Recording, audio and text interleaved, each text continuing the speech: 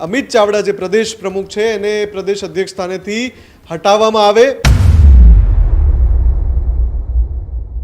અમિત ચાવડાને બદનામ કરવા માટેની કોશિશો થઈ રહી હોવાના પણ કેટલાક દાવા સામે આવ્યા છે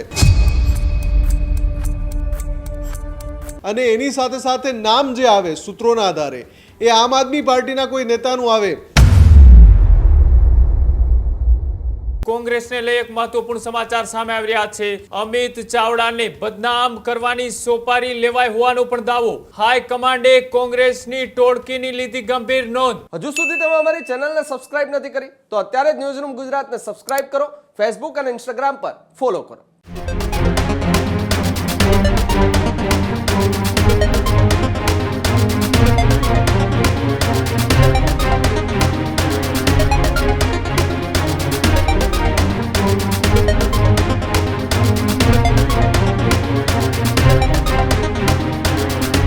સમાચારોમાં આગળ વાત કરીએ બીજા મહત્વપૂર્ણ સમાચારની તો સમાચાર સ્થાનિક સ્વરાજની ચૂંટણી પૂરી થયા બાદ હવે ફરી એક વખત રાજકીય ગરમાવો ગુજરાતમાં જોવા મળી રહ્યો છે। જી હા, કોંગ્રેસને લઈ એક મહત્વપૂર્ણ સમાચાર સામે આવી રહ્યા છે।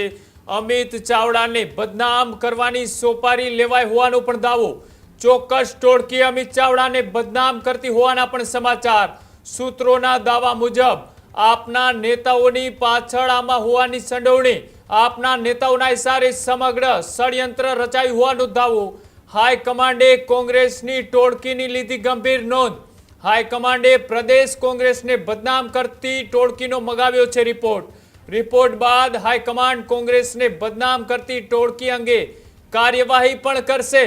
હાઈકમાન્ડ અમિત ચાવડા સાથે હોવાના સમાચાર અત્યારે હાલ મળી રહ્યા છે। જે રીતના સ્થાનિક સ્વરાજની ચૂંટણીના પરિણામો આવ્યા ત્યારબાદ આજથી એક એવા સમાચાર ચર્ચાઓમાં આવ્યા હતા કે શું અમિત ચાવડાને પ્રદેશ પ્રમુખ પદેથી હટાવવામાં આવશે। કેટલાક કોંગ્રેસ સાથે જોડાયેલા અનેક એવા જૂથના લોકોએ એ વાત છે તે ચર્ચામાં વહેતી કરી હતી કે અમિત ચાવડાનું રાજીનામું લઈ લેવામાં આવે। આજે ચર્ચાઓ ચાલી રહી હતી। આ ચર્ચાઓ વચ્ચે આનો દોરી સંચાર ક્યાંક બીજેથી ચાલતો હોવાની પણ વાત સામે આવી રહી છે। મુફદ્દલ મારી સાથે જોડાયેલા છે। મુફદ્દલ, જે રીતના પાર્ટીનો આંતરિક જૂથવાદ, આંતરિક લડાઈ અને અંતે ચૂંટણીના પરિણામો આ બધાની વચ્ચે અમિત ચાવડાને હટાવવાની સોપારી કોણે લીધી તેને લઈ પણ અત્યારે ચર્ચાઓ ચાલી રહી છે।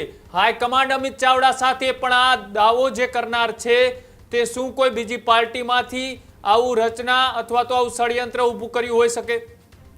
બિલકુલ કૃણાલ, આ જે સમાચાર સામે આવી રહ્યા છે એમાં એની પાછળનું કારણ એ છે કે સુરતમાં એક કોંગ્રેસ બચાવો સંમેલન મળવાનું હતું, બેઠક મળવાની હતી, જેમાં કથિત રીતે કોંગ્રેસના જ કેટલાક નેતાઓ એકઠા થઈને એ માંગ ઉઠાવવાના હતા કે અમિત ચાવડા જે પ્રદેશ પ્રમુખ છે એને પ્રદેશ અધ્યક્ષ સ્થાનેથી હટાવવામાં આવે અને સાથે જ બીજા જે મુદ્દાઓ કે કોંગ્રેસનું પ્રદર્શન ચૂંટણીઓમાં કેમ સારું નથી થતું એ પ્રકારની વાત સામે આવી હતી।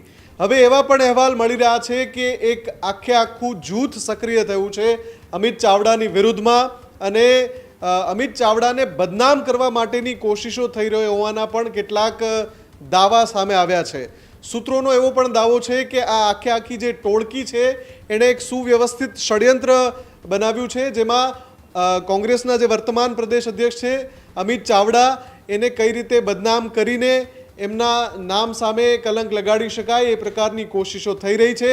દાવો એવો પણ કરવામાં આવી રહ્યો છે કે આ જે ષડયંત્ર રચાયું છે એમાં આપના કોઈ નેતાનો હાથ હોઈ શકે છે, આમ આદમી પાર્ટીના નેતાનો, અને એટલા માટે જ રાજકીય માહોલ ગરમાયો છે કેમ કે કોંગ્રેસના નેતા સામે એક ષડયંત્ર રચાય, દાવો થાય કે એમને એમની સોપારી આપવામાં આવી છે બદનામ કરવાની, અને એની સાથે સાથે નામ જે આવે સૂત્રોના આધારે એ આમ આદમી પાર્ટીના કોઈ નેતાનું આવે, એટલે આ પણ એક રસપ્રદ બાબત છે। જો કે આખા ઘટનાક્રમમાં જ્યારે આખો મામલો હાઈકમાન્ડ સુધી પહોંચ્યો, હાઈકમાન્ડ આનાથી ખૂબ નારાજ છે કેમ કે આ ષડયંત્ર જ્યારે રચાયું તો એમાં કોંગ્રેસના કેટલાક સ્થાનિક નેતાઓ પણ સામેલ હોવાની વાત છે કેમ કે એ પણ જો આ પ્રકારનું સંમેલન બોલાવતા હોય તો કોંગ્રેસની શાખને, કોંગ્રેસની છબીને છાંટા ઉડવાના છે।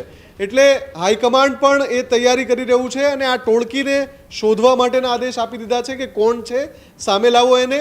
અને હાઈકમાન્ડે એ પણ તૈયારી દર્શાવી છે કે અમિત ચાવડા સાથે સંપૂર્ણ સમર્થનથી ઊભું રહે હાઈકમાન્ડ અને આ આખા મામલામાં દૂધનું દૂધ અને પાણીનું પાણી થાય? કૃણાલ, બિલકુલ આભાર જોડાવા બદલ, માહિતી આપવા બદલ. તો અમિત ચાવડા કે જેઓ કોંગ્રેસની સાથે જોડાયેલા વર્ષોથી આ છે, કોંગ્રેસને ઊભી કરવામાં અનેક એવો પ્રયત્નો કર્યા છે.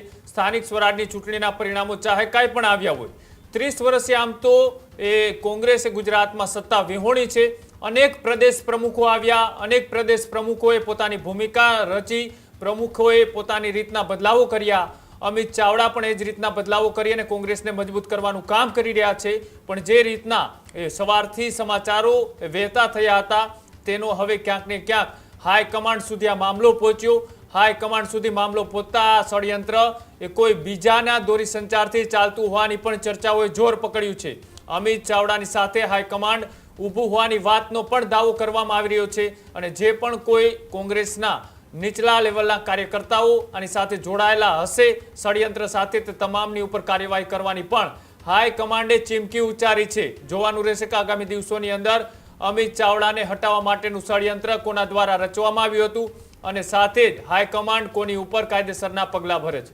હજુ સુધી તમે અમારી ચેનલને સબસ્ક્રાઇબ નથી કરી તો અત્યારે જ ન્યૂઝરૂમ ગુજરાતને સબસ્ક્રાઇબ કરો, ફેસબુક અને ઇન્સ્ટાગ્રામ પર ફોલો કરો.